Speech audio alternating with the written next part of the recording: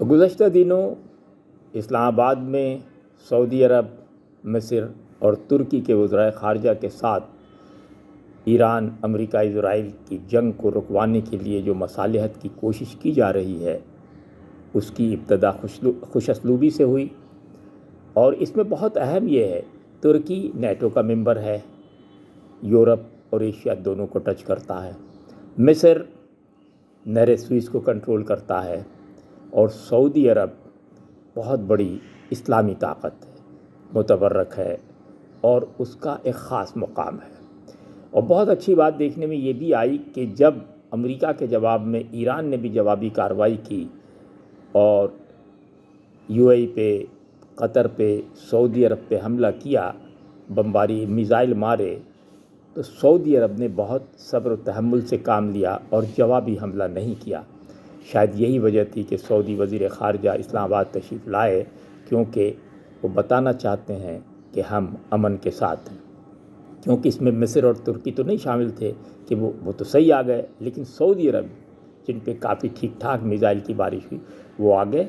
کیوں اپنی نیک خواہشات کے ساتھ۔ اس میٹنگ کے بعد فوری طور پہ ہمارے وزیر خارجہ چین چلے گئے۔ ظاہر ہے چین کے بغیر تو کوئی چیز نہیں ہو سکتی، سارے امن معاہدے اس وقت جو پوری دنیا میں ہیں وہ چین اور روس کا ایک خاص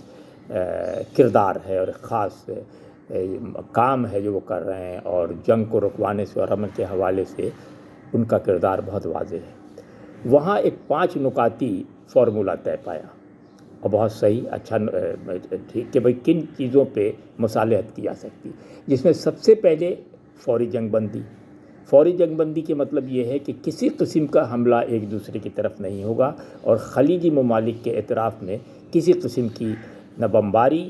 نہ میزائل چھوڑے جائیں گے۔ دوسری بات یہ کی گئی کہ فوری امن مذاکرہ شروع کیا جائے۔ امن مذاکرہ ضروری ہے اور اس میں کوشش کی جائے گی کہ آمنے سامنے بیٹھ کے ساری باتیں کھل کر اور کی جائے۔ تیسری بات یہ کہ غیر فوجی اہداف پر کی حفاظت کی جائے گی یا حملہ نہیں کیا جائے، نہیں سویلینس پہ نہیں ہوگی، عمارتوں پہ نہیں ہوگی، ایئرپورٹ پہ بمباری نہیں ہوگی، یہ بہت۔ چوتھی بات کی گئی کہ جہاز رانی کے حوالے سے جہاں جہاں پابندی ہے انہیں آزاد کیا جائے گا، خاص کے ہرمز کے حوالے سے بات کی گئی کہ ہرمز کے راستے پہ ہم کسی قسم کی پابندی نہیں لگائیں گے سب کے لیے۔ اور چوتھی بات جو سب سے اہم ہے وہ یہ ہے کہ اقوام متحدہ کی گرتی ہوئی حیثیت کو بحال کریں، اسے مضبوط کریں اور اسے اس قابل بنائیں کہ وہ سب کو بیٹھا کے فیصلہ کر سکیں۔ بات بہت صحیح ہے، جب دوسری جنگ عظیم کے بعد اقوام متحدہ کا وجود آیا تو اس کا مقصد یہی تھا کہ شیر اور بکری ایک گھاٹ پہ پانی پی سکے، لیکن حالات کے ساتھ ساتھ شیر کی دھاڑ بڑھتے رہی اور بکری کی جان خطرے میں آتی رہی، جو حال ہم دیکھ رہے ہیں۔ اس کے بعد اسی کے ساتھ ہم یہ دیکھتے ہیں کہ برطانوی وزیر اعظم نے خطاب کیا اپنی قوم سے، انہوں نے کہا کہ ہماری مجبوری یہ ہے کہ ایک طرف امریکہ ہمارا حلیف ہے، نیٹو ہمارے ساتھ ہے، لیکن ہم اس جنگ میں براہ راست شامل نہیں ہو سکتے۔ اس کی وجہ یہ ہے کہ میرے لیے بطور وزیر اعظم سب سے مقدم اپنی عوام کی خوشحالی، معاشی برتری اور چیزوں کو دیکھنا ہے، جو اس لحاظ سے میں سمجھتا ہوں کہ اس وقت ہمارا اس جنگ سے الگ رہنا مناسب۔ بہت اچھی بات کی۔ اس کے بعد ایک اور امریکی وزیر دفاع نے کہا، ان سے لوگوں نے پوچھا کہ بھئی آپ نے حملہ کیوں کیا ایران پہ؟ انہوں نے کہا ہم نے حملہ اس لیے کیا کہ ہمارے پاس تمام رپورٹ کنفرم تھی کہ ایران جو ہے میزائلوں کے انبار کے بعد اب ایٹمی طاقت بننا چاہ رہا اور اس میں بہت حد تک کامیاب ہو گیا ہے۔ کتنا سچ ہے کتنا جھوٹ یہ تو نہیں بتایا جا سکتا، تاحال ہم سب جانتے ہیں کہ خود آیت اللہ خامنائی نے اعلان کیا تھا کہ میں اس کے خلاف ہوں، کیونکہ میں بلا جواز انسانی جانوں کو ختم کرنا نہیں چاہتا اور ہم بم نہیں بنائیں گے، لیکن بہرحال یہ انہوں نے۔ ایک اور یہ ہے کہ ان تمام کوششوں کے باوجود جو پاکستان کر رہا ہے، یا جس میں مصر شامل ہے، جس میں ترکی شامل ہے، جس میں سعودی عرب شامل ہے، جس میں چین بہت آگے ہے، اس میں سب سے اہم یہ ہے کہ کل 1 اپریل کو صدر ٹرمپ نے قوم سے خطاب کیا۔ انہوں نے پہلے تو صرف یہ تعریف کی اپنے قوم کی، آرمی کی، ملٹری کی،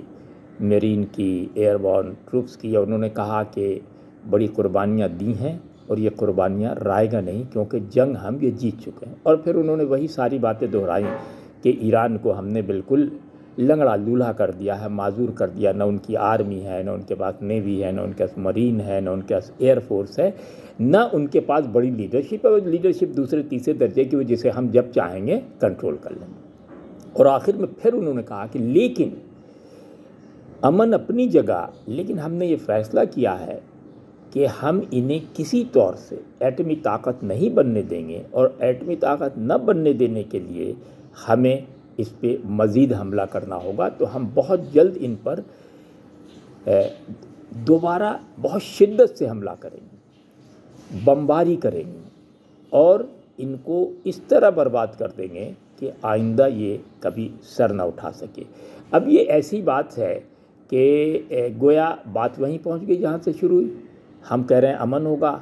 ایران بھی کسی حد تک تیار، اور پھر آج ایران کا بھی بیان آ گیا بہت واضح ان کے صدر کا کہ بھائی یہ کیا آنکھ مچولی ہے، مطلب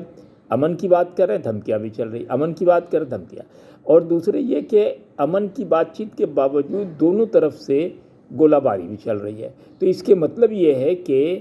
معاملہ وہیں پہنچ گیا جہاں سے چلا تھا۔ تو میں سمجھتا ہوں کہ اس وقت فورکاسٹ کرنا یا اس وقت کوئی پیشن گوئی بہت 100% سچ نہیں ہو سکتی، کیونکہ دیکھیے ایران کی بقا کا مسئلہ ہے، امریکہ کی انا کا مسئلہ ہے۔ امریکہ نے بلکہ یہ بھی شاید خبر ہے کہ انہوں نے کہا کہ وینزویلا سے ہمارے پاس اب اتنا آئل آ چکا کہ پیٹرول ہے کہ ہمیں ضرورت نہیں ہرمز کی، آپ جو جی چاہے کریں ہرمز پہ آپ جتنا چاہیں کریں۔ یورپ سے بھی انہوں نے کہا کہ آپ کا اپنا مسئلہ پیٹرول کا، ہم خود قدر خود کفیل ہے کہ ہمیں ضرورت نہیں ہے، یہ بھی کہہ رہے ہیں۔ دوسری طرف وہ اپنی عوام سے کہہ رہے ہیں کہ جو ہمارے یہ ایران ہے یہ دہشت گرد ملک ہے، اس کو چھوڑنا بھی نہیں۔ تو آخر یہ سمجھ میں نہیں آ رہا کہ اس کا اختتام کیا ہے۔ وہ اختتام یوں محسوس ہوتا ہے، میں ذاتی طور پہ، ہو سکتا ہے بالکل غلط ہو، میں ذاتی طور پہ سمجھتا ہوں کہ امریکہ خاموش نہیں بیٹھے گا، امریکہ پھر حملہ کرے گا، اور ایران کے پاس بھی کوئی چارہ نہیں رہے گا کہ وہ تنگ آمد بجنگ آمد کی بنیاد پہ جنگ جاری رکھے۔ تو گویا ہو سکتا ہے کہ یہ جنگ بڑھتے بڑھتے کبھی سردی، کبھی گرمی، کبھی کم، کبھی زیادہ، موسم کی تبدیلی کے ساتھ تیسری جنگ عظیم میں تبدیل ہو جائے۔